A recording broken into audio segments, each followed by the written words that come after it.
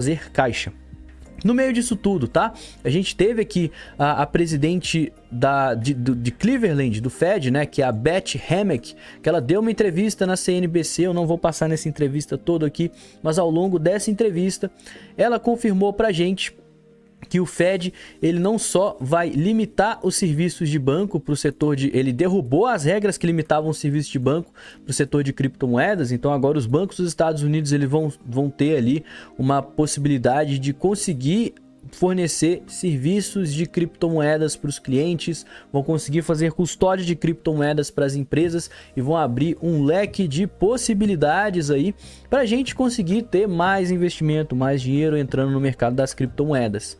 E além do mais, ela falou sobre os cortes na taxa de juros. Ao longo dessa entrevista aqui, ela também comentou com a gente que provavelmente a gente vai ver sim cortes na taxa de juros devido à questão das tarifas do Trump.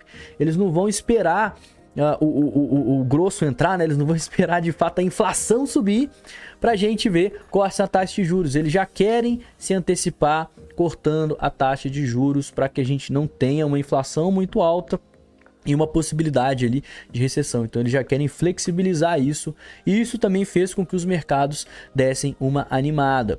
A gente teve mais detalhes sobre essa questão bancária na própria divulgação aqui do Banco Central americano, né? Então a gente está aqui na página oficial do Fed, ó. Então o Federal Reserve ele anuncia saques para bancos que têm aí ativos de criptomoedas, dólar tokenizado e atividades relacionadas aí à questão do mercado em si, né? Então tem todo o detalhamento aqui de algo que era bloqueado pelo Banco Central americano e que agora já está permitido. E tudo isso traz um rio de dinheiro aqui pro mercado cripto, tá? Galera que tá colada comigo, não esquece do like, tá, pessoal? Esmaga o like aqui na live do YouTube, que a gente tem muita coisa para falar aqui.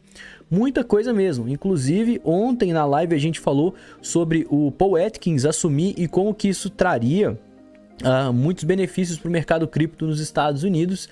E agora que ele já é o presidente oficial da SEC, ele confirmou que as criptomoedas serão a sua prioridade. Ele vai querer focar o seu trabalho no setor cripto, na questão da regulamentação, na questão dos processos de várias empresas que estão sofrendo contra os Estados Unidos, e ele é uma pessoa pró-Bitcoin, ele é uma pessoa pró-criptomoedas. Então, as expectativas é justamente que o que a gente viu nos 3 primeiros meses de governo Trump com relação a melhoras na questão legislativa de corretoras, de bancos, de empresas que estão sofrendo processos dos Estados Unidos, da SEC, XRP, né, a Ripple, a Coinbase, Binance, Uniswap, Yuga Labs, tudo isso vai ser a prioridade. Ele quer deixar tudo isso redondinho para que a gente tenha um mercado muito mais favorável. E vale falar, galera, eu falo isso muito aqui no canal, tá? A gente, aqui no Brasil, infelizmente, tem uma mentalidade de quando o governo ele começa a querer regular um determinado setor, aqui no Brasil geralmente é ruim, né? Ele vai querer engessar ainda mais aquele setor, ele vai querer criar leis que vão proibir flexibilizações, vão querer colocar mais imposto. Eita, até bati aqui. Vão querer colocar mais imposto naquele setor, vão querer fazer com que as pessoas tenham menos liberdade, né? Lá nos Estados Unidos é o contrário. As leis que são criadas é justamente para permitir com que as pessoas tenham acesso de uma forma mais segura. Então, eles vão criar leis. O Bitcoin ele funciona dessa forma e, portanto, para você investir tem que ser dessa forma. Antes não tinha lei, então você nem investir não podia, porque não tem uma lei que permite você investir naquilo. Então, criar leis, regulamentar o mercado nos Estados Unidos é algo bom. E essa vai ser a prioridade do presidente da SEC. E a gente está vendo tudo isso acontecer nos Estados Unidos, né?